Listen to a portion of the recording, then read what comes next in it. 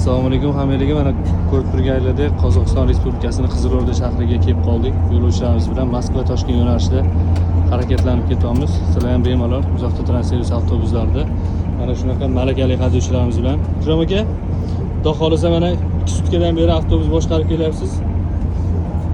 Yo'lovchilarimiz bilan hammasi bilan yaxshi salom alik qilib, hamma sharoitlar, qulayliklar yaratib berilyapti. Kamchiliklar bo'lmayapti. Sanchas deyishsa, boshqa deyishsa, hammasiga to'xtab kelinyapti. Xudoga shukr, avtobusimiz yaxshi, odamlar ham yaxshi mana kelishyapti. Xursand odamlarimiz.